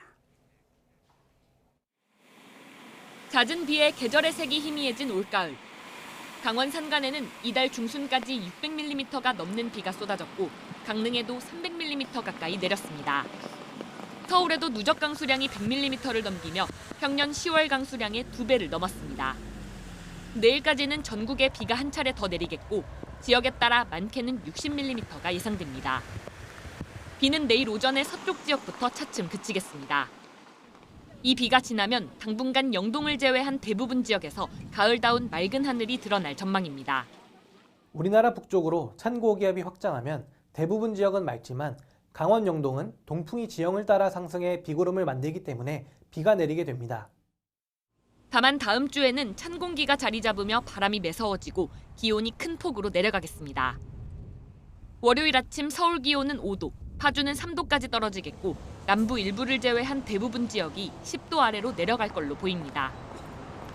이번 주보다 5에서 10도가량 낮은 기온입니다. 강원 산간에는 첫눈이 내릴 가능성이 있습니다. 늦더위가 이어지다 갑자기 찾아오는 추위인 만큼 체감온도는 더 낮게 느껴질 걸로 보입니다. 때이른 초겨울 추위는 다음 주 중반까지 이어지다 후반부터는 다시 평년 가을 날씨를 되찾겠습니다. YTN 김민경입니다. 정부가 독감 유행주의보를 발령했습니다. 지난해보다 2달이나 빨라진 건데 최근에는 A형 독감이 유행하고 있다며 적극적인 백신 접종을 당부했습니다. 염혜원 기자입니다. 아침 저녁으로 쌀쌀해진 환절기에 접어들면서 발열과 기침, 인후통 등을 호소하는 독감 환자가 늘고 있습니다. 질병관리청은 전국에 독감 유행주의보를 내렸습니다.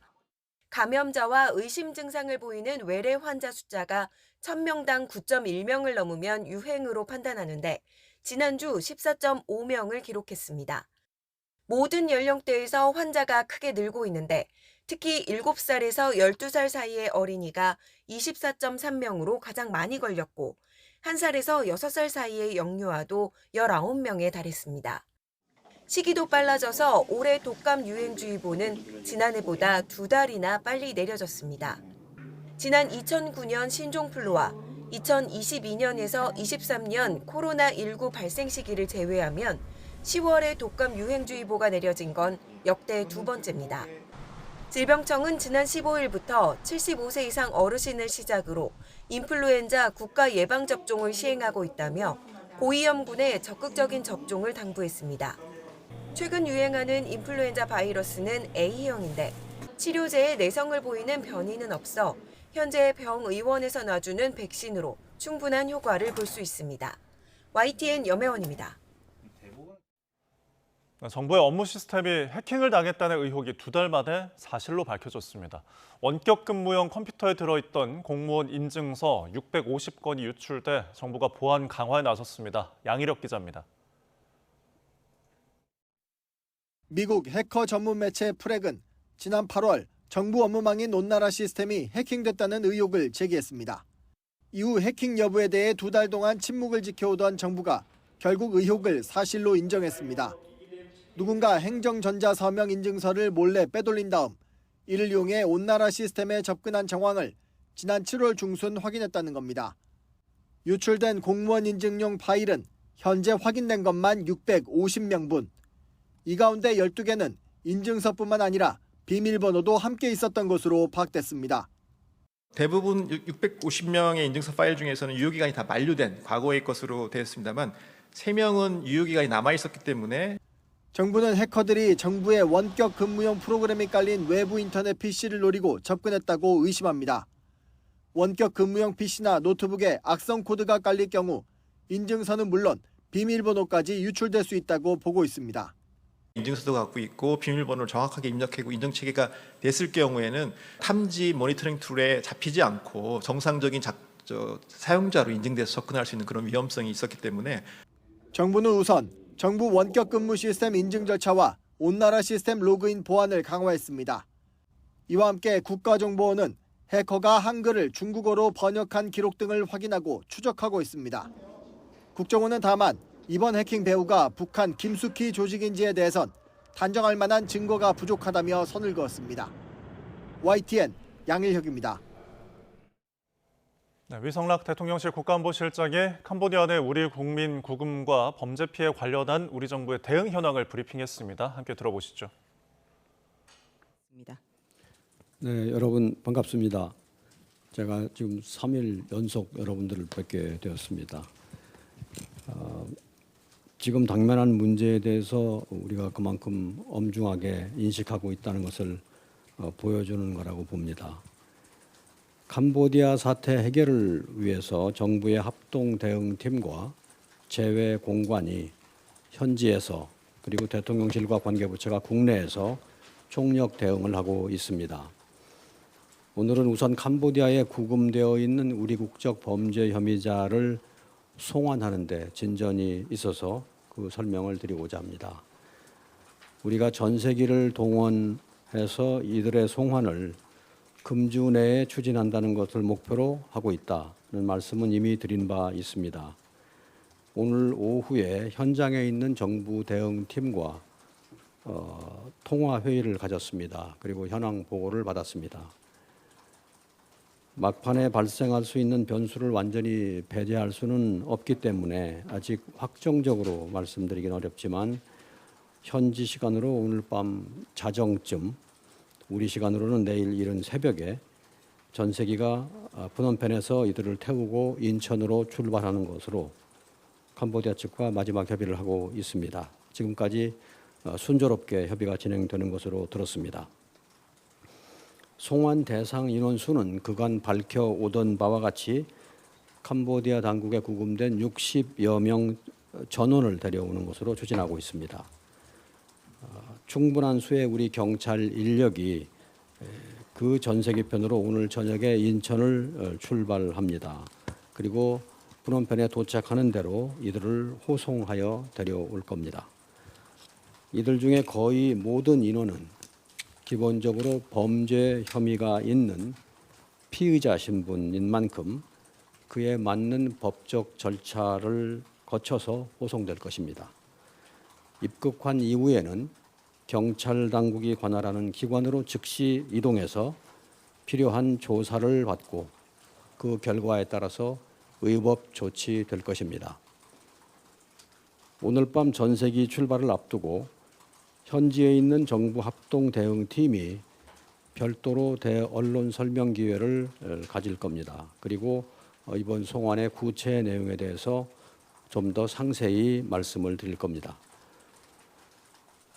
이제는 어제 브리핑을 드린 후에 만 하루 동안의 진전 상황에 대해서 말씀을 드리겠습니다. 외교부 2차관을 단장으로 하는 정부 합동 대응팀이 어제 오전에 훈 마넷 캄보디아 총리와 또 온라인 스캠 대응위원회 사무총장을 각각 만난 데 이어서 오후에는 캄보디아 당국과 함께 흔히 태자 단지라고 알려져 있는 프놈펜 인근의 스캠 단지 현장을 점검했습니다. 오늘 오전에는 온라인 스캠 문제와 관련한 국제 협력을 총괄하는 외교부 차관을 면담했고 곧 국내 치안 문제를 담당하는 내무부 장관을 만날 예정입니다. 어젯밤에 현지에 도착한 박일 대사는 지금 캄보디아 내의 재외국민보호 정부 대표로 공식 임명되었습니다. 그 박일 대사가 활동을 개시합니다. 이번 정부 합동 대응팀의 복귀 후에 앞으로 취업 사기, 감금 피해에 대한 철저한 대응을 캄보디아 현지에서 지휘해 나갈 것입니다. 외교부 본부 차원에서는 어제 오후에 조현 외교부 장관이 메콩강 유역 5개국 공관장 등과 화상회의를 개최했습니다. 그래서 지역 차원의 현황과 대응 방안에 대해서 논의했습니다. 어제 브리핑에서도 예고드렸습니다만 그 이후에 전 재외공관에 공문을 보내서 그 주재국 내의 유사 사례를 전수조사하고 잠재적인 위험 요인을 미리 식별하기 위한 작업을 개시했습니다. 아울러서 유관 주요국들과의 양자 차원 그리고 다자, UN, OECD 등에서 공조 방안을 협의해서 우리 대응 태세를 더 보강하라는 지시도 내려보냈습니다. 이미 우리 시간으로 어제 자정경에 인권 등 사회 문제를 다루는 뉴욕의 UN 총회 제3위원회에서 우리 정부 대표가 캄보디아 등 동남아 지역의 온라인 스캠 관련 인신매매 문제의 심각성을 제기하고 국제 협력 필요성을 강조했습니다. 앞으로 이 문제에 계속해서 제기하고 관련 국제 논의에 적극 임할 예정입니다. 주 캄보디아 대사관의 업무가 폭증하는 가운데 영사는 물론 사건 사고 담당 직원의 노고도 매우 크다는 점을 말씀을 드립니다.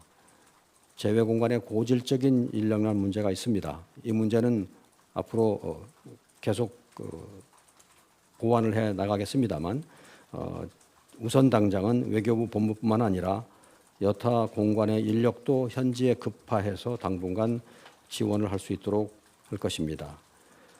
아울러서 외교부가 어제 각 공관에 지시한 내용의 결과를 바탕으로 이러한 상황이 다른 나라나 지역으로 확산되지 않도록 보다 큰 틀에서 재외국민 보호를 위한 예방책과 해결책을 동시에 모색해 나갈 것입니다.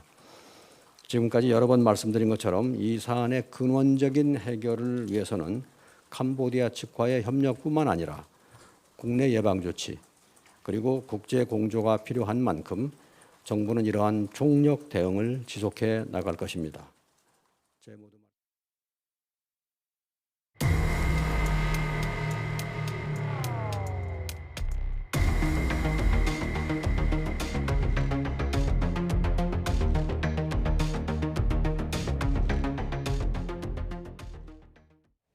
캄보디아에서 우리 대학생이 납치돼 숨지는 사건을 계기로 경찰과 캄보디아 당국이 대대적인 합동 작전에 나섰지만 범죄 단체는 버젓이 사람들을 모집하는 걸로 알려졌습니다. 네, 어떻게 이런 일이 가능한 건지 그리고 사람들은 왜 거짓 유혹에 빠져드는 건지 전문가와 함께 짚어보겠습니다. 배상훈 프로파일러 스튜디오에 모셨습니다. 어서 오십시오. 안녕하세요. 네, 지금 우리 수사당국을 비웃듯이 지금 이렇게 이슈화가 됐는데도 아직도 텔레그램을 통해서 구인 글이 버젓이 있다고 하더라고요. 예, 두 가지 이유가 있을 것 같습니다. 첫 번째는 조직 구조가 점조지로 돼 있고 우리나라에 들어와 있는 하부 조직들은 별도로 움직이기 때문에 거기서 올릴 수 있습니다. 네. 첫 번째 그렇고 두 번째 같은 경우는 이제 이미 근거지를 이동해서 안전 범죄단들 이동했기 때문에 저렇게 해도 사실은 잡히지 않는다고 하는 것이 자신감 때문에 저렇게 하는 두 가지 이유가 다 가능할 것 같습니다. 예, 결국은 그 자신감이라는 거는 계속 꼬임에 넘어오는 사람들이 있기 때문일 것 같은데요. 어떻게 넘어가는 겁니까? 근데 저기 지금 보시면은 이게 보통 두드림 효과라고 하는 건데 저렇게 하면은 안 속을 것 같죠? 예. 근데 저게 계속 일종의 뭐라는 게 소음, 백색 소음처럼 계속 하면은 그 중에 10중에 하나는 그래 저렇게 있으니까 뭐가 있을 것 같아. 한 번쯤 연락해 볼까?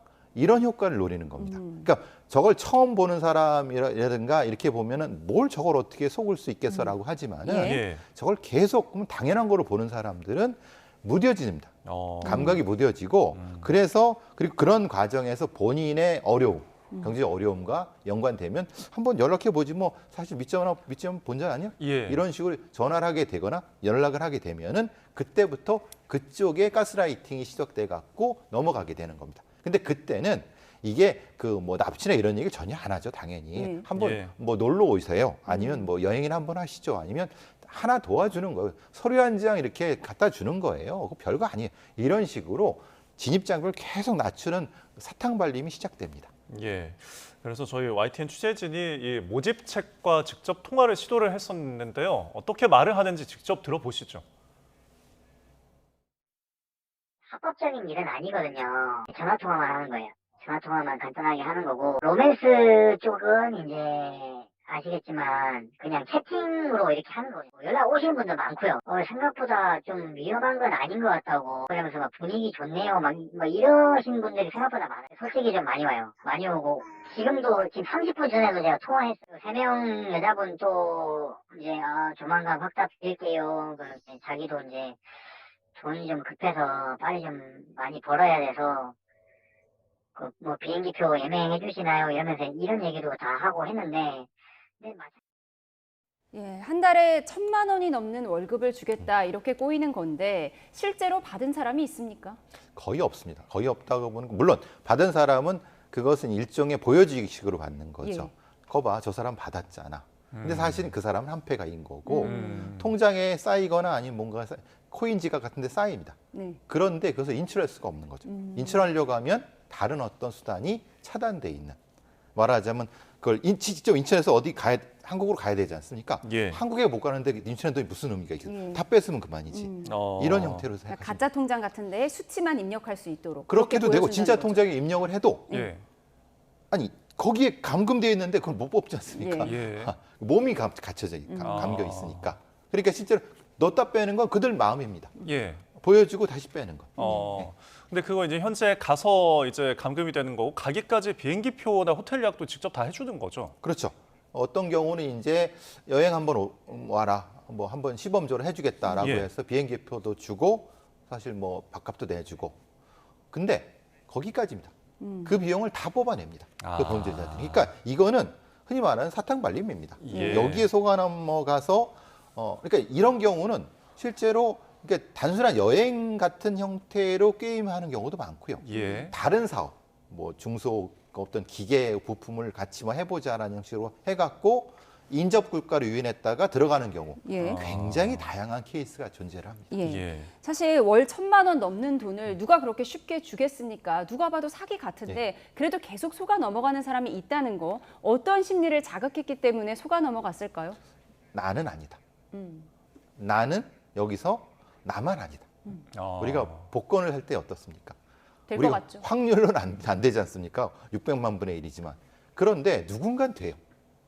그러니까 그게 날 거라고 생각하는 거예요. 그렇지만 이 심리는 여기도 적용되는 겁니다.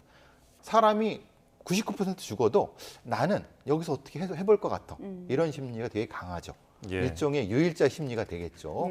그런데 대부분의 경우는 범죄자들은 여기에다가 아까 저 목소리 들으셨지만 예. 아주 그 부드러운 말투와 계속 이게 권유형으로 하죠. 보세요. 괜찮지 않습니까? 근데 저기 어떤 사람도 바로 지금 끝날 것 같아요. 이런 식의 심리를 계속 유도를 합니다. 예, 저희가 아까 녹취를 들어보셨지만 저희 이제 여성 취재 기자가 전화를 해서 로맨스 스캠에 대한 제안을 이제 받은 상황인데, 이게 지금 전화 통화만 하는 거다, 뭐 그렇게 이제 안내를 해요. 도대체 구체적으로 어떻게 이루어지는 겁니까? 로맨스 스캠이라고 하는 건 말 그대로 뭐 이제 피해 대상자는 주로 이제 서구에 조금 재정적 여유가 있는 이제 혼자 사는 남성이나 아니면 혼자 사는 여성들을 주 타겟으로 해서 남성일 경우에는 젊은 여성으로 일종의 둔갑을 시키는 거죠. 왜냐하면 그 프로필 사진을 바꾼다거나 아니면 목소리를 이렇게 변조한다거나 이래서 거기서 채팅 같은 걸 오랫동안 하게 합니다. 그리고 그러면 이제 목소리도 그렇게 거기에 맞춰주고 그 피해 대상 여성인 경우에는 남성, 젊은 남성, 그리고 뭐 근육질 몸매에 프로필 사진을 올려놓고 그걸로 하게 하는. 그리고 직업도 이제 대부분의 경우는 뭐가 되냐면 뭐 우리나라 같은 주한미군 아니면은 뭐 어디 그러니까 확실한 직업이 있고 안정적인 어떤 것을 보장하는 어떤 사람이다라고 하는 형태가로도 해서 접근해 갖고, 그러면은 어떻게 속을 수 있냐고 생각하시겠지만은 그 심리 상태 어떻게 하냐면 밤에 사람의 심리가 좀 가라앉을 때 주로 채팅을 많이 하고요. 사람이 좀 힘든 시기가 시간대가 있지 않습니까? 그때 또 접근을 해갖고 이 심리적인 걸 다 이용해서 접근하기 때문에 열 중에 하나는 걸려듭니다. 계속 그러니까 열 중에 하나도 걸려들 때까지 계속 하는 겁니다. 이 사람들이 다 그러니까 말하자면 10명의 후보생들이 한 번 했다가 실패하면 다음 후보생 이렇게 하는 겁니다. 예, 제가 듣기로 뭐 미국 의사인데 위험한 지역에 갔다든지 위험한 지역에 파견된 미군이라든지 이렇게 신분을 속이면서 이제 로맨스 스캠에 가담한다 이렇게 들었는데 여성들 같은 경우에는 화상 채팅으로 또 유혹을 하도록 상대방을 유혹을 하도록 이런 역할을 받는다고 하더라고요. 그렇죠. AI로 뭐 얼굴을 바꾸기도 한다면서요? 되게 쉽지 않습니까? 요즘 같은 AI 영상 만드는 건. 근데 얼마 전까지만 해도 AI가 활용이 안 됐을 때는 다른 사람 사진. 그러니까 뭐 어떤 유명 연예인 비슷한 형태를 조금 바꾼 형태라든가 이렇게 그걸 이용해서 그걸 또 프로그램 작업하는 사람들을 또 납치해서 거기서 일하게 시키는 겁니다. 그 노동 과정이 다 여러 나라에서 납치해서 강제 노동을 시키는 결과물이 그겁니다. 예. 그러니까 지금 저희가 로맨스 스캠에 대해서 조금 집중적으로 어떻게 이루어지는지 이야기를 나눠봤는데 아예 다른 업무에 투입할 가능성도 있는 거죠? 그러니까 말하자면 순서로 보면은 가장 그래도 처음에 쉽게 접근할 수 있는 게 로맨스 스캠. 그러니까 쉽게 접근할 수 있다고 선전을 하는 거죠. 광고를 하는 거죠. 여기서 근데 이 사람이 소질이 없다. 그러니까 이걸 못한다. 그럼 다음 단계인 보이스피싱. 그 다음에 사이버 도박. 사이버 도박 같은 경우는 어떻게 했냐면 이 폐를 열어주는 단순 노동이죠. 이런 형태로 하고 그것도 못한다. 그러면 결국은 뭐 우리가 알려진 뭐 장기를 뭐 정출한다는 그런 마지막까지. 그러니까 이게 등급이 한 4-5급 나눠져 있는 것 같습니다. 그리고 이들 조직 사이에는 서로 간에 협력 조직이 있어갖고 서로 파는 거죠. 그러니까 일종의 물건 파듯이 1번 어떤 그 납치자를 이쪽으로 넘겨주고 또 넘겨주고 이게 하나의 산업적 구조를 가지고 있는 겁니다. 예. 그러니까 뭐 로맨스 스캠, 보이스피싱 이런 것에 현혹돼서 간 사람들도 있지만 또 통장만 빌려주면 돼. 그러니까 캄보디아에 와서 너의 통장만 빌려주면 월 1,000만 원 벌 수 있어. 이렇게 듣고 간 사람도 있다고 합니다. 장집이라는 그들만의 은어가 있다고 하는데 근데 언뜻 생각하기에 통장만 빌려주면 되면 계좌번호만 알려주면 되는데 왜 캄보디아까지 오라고 하는가? 이 부분도 좀 알아봐야 되는 거 아닐까요? 통장을 알려주면은 그러면은 그 주인은 한국에 있습니다. 그럼 돈이 들어오면 바로 빼갖고 배달 사고를 쉽게 말하면 그러니까 빼돌릴 수 있다는 겁니다. 이게 왜냐하면 통장이야 주인이 바꿀 수 있지 않습니까? 그러니까 그것을 방지하기 위해서 통장과 통장 주인을 같이 납치하는 겁니다. 그러니까 우리가 생각하면 대포 통장이 이게 형성된다고 하는데 보통의 대포 통장은 어떻습니까? 노숙자라든가 그것을 이렇게 인출하기 어려운 사람들과 아니면 법인 통장 같은 거. 그러니까 이걸 인출하기 어렵지 않습니까? 그런 게 대포 통장은 보통이지만 여기서는 직접적으로 국제적으로 이것이 인출할 수 있기 때문에 당사자가 꼭 필요한 겁니다. 그런데 당사자가 필요하다 보니까 여기에 납치한 사람을 다른 용도로 또 이용을 하는 겁니다. 말하자면 아까 말씀드린 것처럼 이 다른 사기에 이용을 하거나 거기서 또 다른 형태의 어떤 범죄의 대상으로 만드는 거죠. 지금 이렇게 전국이 난리통인데 인천공항에 계속 가는 분들이 있어가지고 붙잡히는 분들도 계속 있습니다. 이 부분에 대해서는 꼭 여러분 주의를 기울여서 좀 속지 않도록 해야 될 것 같습니다. 자, 그리고 저희가 이제 문제는 또 돈을 버는 것을 넘어서 목숨까지 결국은 위험해질 수 있다는 건데요. 이 범죄 관계자 이야기를 좀 듣고 오시죠. 그러니까 처음에 이제 고문하고 일을 시키는데 일을 잘 못해요 애들이. 그래도 안 되면은 뭐 패다가 잘못 맞으면 죽을 수도 있잖아요. 구경 가면은 맞아 죽거나 일하다 죽거나 둘 중에 하나. 뭐 전화를 못한다 그러면은 한 3-4일 도록 때려놓고 죽으면은 그냥 근처에 묻거나 버리거나. 카지노 들어갈 때도 경찰들 그것도 승인 내야 되고 또 거기서 또 외치도 할 때 2번 승인 내야 되니까. 네, 뭐 범죄단지 저희가 웬치라는 곳에 대해서 굉장히 많이 방송에서 언급을 했고 지금 뭐 태자단지라는 하는 곳도 있고 지금 폭행의 고문까지 이루어진다고 합니다. 어느 수준인가요? 그거는 이제 뭐 폭행을 가해하는 사람이 하청 구조입니다. 그러니까 상급에 있는 조직원이 아니라 그것을 또 어떤 목표 할당량을 주고 이것을 만들어내야 하는 또 다른 그러니까 가장 최상위는 아마 중국계의 최고의 있고 그 밑에는 이제 베트남계거나 아니면 캄보디아 현지인이거나 아니면 태국인이거나 또 밑에 그 밑에 또 이렇게 하청의 하청 구조고 할당량을 하기 때문에 할당량을 못 채우면은 자기들이 그러니까 이것이 그 폭행의 수준이 굉장히 높아지는 겁니다. 예. 말씀하신 것처럼 굉장히 심각하게 어떤 특정한 부위를 많이 폭행을 한다든가 아니면 아예 그 뭐 보지도 못하게 한다든가 아니면 어디 이렇게 하는 이유가 그런 겁니다. 자기들도 할당량을 채우기 위해서 이 대상을 어떻게든 이제 짜내려고 하는 방식이니까 예. 그 최악의 방법이 고문이 되는 형태가 예. 되는 거죠. 그런데 장기 적출 이야기도 들리고요. 범죄 단지에 화장장이 있다라는 끔찍한 이야기도 들리는데 그렇다면 고문을 하다가 사람이 죽기 직전까지 갔을 때 장기 적출을 하고 또 죽으면 화장장으로 간다. 이렇게 봐야 할까요? 아무래도 그럴 것 같습니다. 아무래도 이제 처음부터 그런 건 아닌 것 같고 지금 피해의 사례가 나온 거는 동유럽에서 온 어떤 여성분이 뭐 그런 일을 당했다라든가 이런 얘기가 나오는 거 보니까 이들은 그 공간 안에 가둬둔 상태에서 최대한 뽑아먹으려고 하는 것 같습니다. 그러니까 사람을 물건 상대로 하는 거죠. 그럼 예. 종말 단계는 결국은 그것이 아니겠느냐라고 하는 것이고 그리고 증거를 남기지 않기 위해서 예. 뭔가 저런 짓을 하는 것이다라고 뭐 직접 뭐 본 사람도 있고 아마 증언도 많이 나오는 것 같습니다. 예. 자, 끝으로 반복되는 피해를 막기 위해서 좀 중요한 지점이 있다면 시청자 여러분께 한 말씀 해주시죠.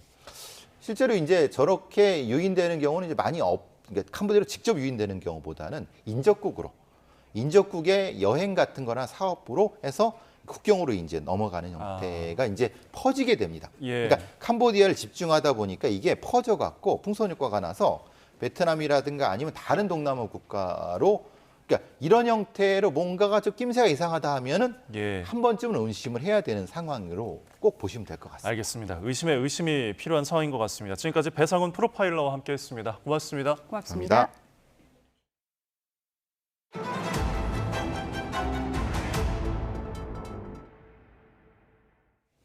한국콘텐츠진흥원이 팝업 전시를 시작으로 2025 월드 웹툰 페스티벌을 개최합니다. 월드 웹툰 페스티벌은 웹툰 종주국으로서 대한민국의 위상을 강화하고 대중적 인지도를 높이기 위해 지난해 처음 마련된 행사입니다. 폰진원은 올해 페스티벌은 모바일 화면 속 웹툰을 현실 공간 속 가상 체험으로 확장하며 한층 풍성한 프로그램으로 돌아왔다고 설명했습니다.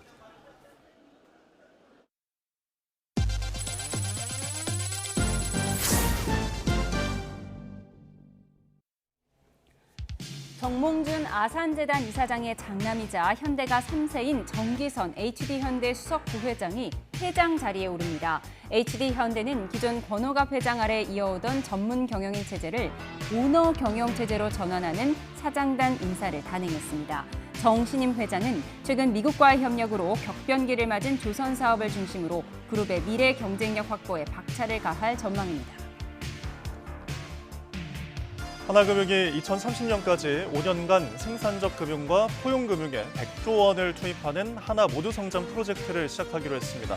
하나금융은 전 관계사가 참여하는 경제성장 전략 TF를 구축하고 생산적 금융에 84조 원, 포용금융에 66조 원을 공급하겠다고 밝혔습니다. 함영주 회장은 생산적 분야로 자금이 흘러갈 수 있도록 그룹에 대전환을 하고 금융이 필요한 모든 이해관계자와의 든든한 동반자로서 진정성 있게 포용금융을 실천하겠다고 밝혔습니다. 삼성이 혈액으로 암을 조기에 진단하는 기술을 가진 미국 바이오 기업 그레일에 전략적 투자자로 참여합니다.